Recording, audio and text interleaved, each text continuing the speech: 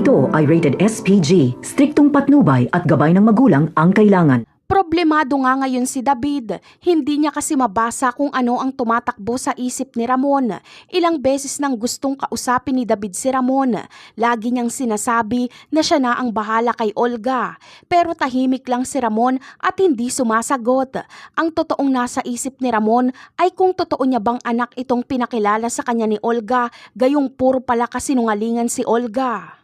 Pero hindi ipapahalata ni Ramon na pinagdududahan niya si David. Iniisip ni Ramon na kung impostor itong anak niya ay malamang kasabwat ito ni Olga.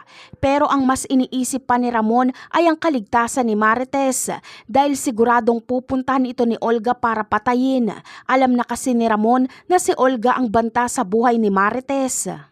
Samantala, kinabukasan ay tagumpay ang pasabog ni Olga. Sa pulsitanggol sa pagsabog ng bombang itinanim ni Olga sa kabaong ni Noy. Ganun pa man ay buhay pa si Tanggol. Nawalan lang siya ng malay dahil sa lakas ng pagsabog. Agad namang re-rescue ang tropa ni Tanggol kaya sila ang haharap kila Olga. Hindi inaasahan ni Olga na may mga backup pala si Tanggol kaya mapipilitan silang umatras. Habang sila enteng naman ay dadalhin si Tanggol at Santino sa ospital.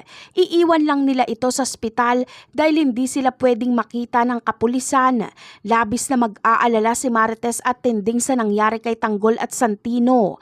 Aasikasuhin ni Rigor si Santino pero si Tanggol ay wala siyang pakialam. Si Tanggol pa nga ang sisisihin ni Rigor sa nangyari kay Santino. Habang si Marites naman ay pipiliing sabihin kay Ramon na nasa ospital si Tanggol dahil may nangyaring masama dito. Tatawagan niya si Ramon. Labis na ikakagulat ito ni Ramon. Hindi niya alam kung paano ito nangyari dahil kasama niya si David sa mansyon. Isa lang ang ibig sabihin nito. Impostor itong Jesus na ipinakilala ni Olga at kasabwat ito ni Olga. Kaya abangan na lang natin ang mga susunod na kaganapan. Bye!